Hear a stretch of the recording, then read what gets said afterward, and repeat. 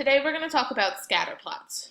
We're going to focus mostly on whether they have a positive or a negative correlation and whether they have a strong or weak correlation, meaning are they linear, do they make a line, or do they not? So first, what exactly is a scatterplot? A scatterplot is a type of graph. It looks like this. It compares two things. You put one thing on the x-axis, the other on the y-axis. So this scatterplot here is comparing average daily temperature in degrees Fahrenheit to numbers of visitors that visit the beach each of these days. Each point on here is really an ordered pair.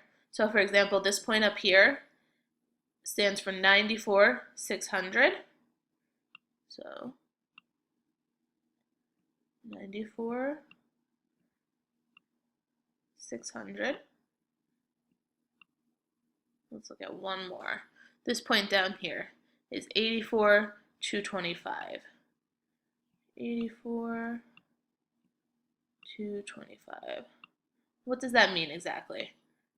Remember, on the x, we're talking about the average daily temperature, and the y is number of visitors. So this point says on a day that was 94 degrees, there were 600 visitors, and on a day that was 84 degrees, there were 225 visitors. As you can see, scatter plots are very similar to line graphs. The only difference is you don't really connect the points with the lines. Plus, there are times where you will have one x that has two y's, like right there, or also at 94 degrees. Okay, next we want to talk about correlation. So what exactly is correlation? Correlation asks, are the two things related? So in the example we've been talking about, the average daily temperature, does that happen? Okay, now let's talk about correlation. What is it exactly? Correlation asks, are the two things that we're comparing related? So in this example we're looking at, does the average daily temperature change the number of visitors at the beach? Definitely. If you have ever been to the beach on a really hot day, there's going to be a lot more people there than if you go on a cool day. There's different types of correlation. We're going to look at them now. There's positive,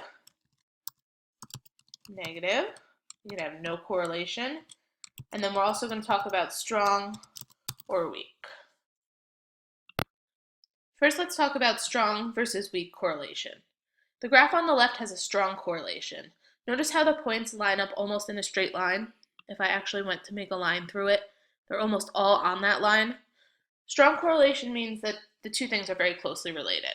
So whatever the x is, it changes the y almost the same amount every single time.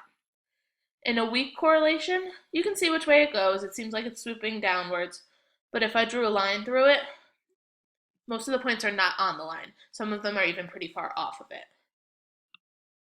In scatterplots with positive correlation, as the x increases, as x number goes up, the y also increases. So let's look at this one in the middle. It's got our axes labeled, time spent studying and student grades. So as the time spent studying goes up, the student grades are also going up. What that looks like on a scatter plot is that the points start in the bottom left corner and they get higher and higher and move towards the upper right corner. All three of these are different examples of positive correlation. They're just different strengths. The one on the left is going to be a stronger one because, again, if I put a line straight through that, all those dots are pretty close to the line. The one on the left is definitely weaker. A lot of those points are way off of the line. In negative correlation, as your x number goes up, your y number is going to go down. So let's look at this example here. Amount of time spent training. So the more time you're training, the less time it's going to take you to run 100 meters. The way that looks in the scatter plot is the points start in the upper left and they move down towards the lower right. Again, all three of these are examples of negative correlation. Different degrees again. The one on the left says perfect. That means very strong. The line can almost go straight through all those dots. The one in the middle is weaker, and the one on the right is in between. Lastly, you can have no correlation. So with no correlation, as your x goes up, what happens to the y? You don't really know. So in all of these examples, as your x goes up, as you move from left to right on the x-axis, the y points are scattered all over the place. This doesn't really look like it's going up from left to right. It doesn't look like it's going down from left to right. It just looks like a bunch of jumbled up points. So if you can't really tell what the pattern is, it's no correlation.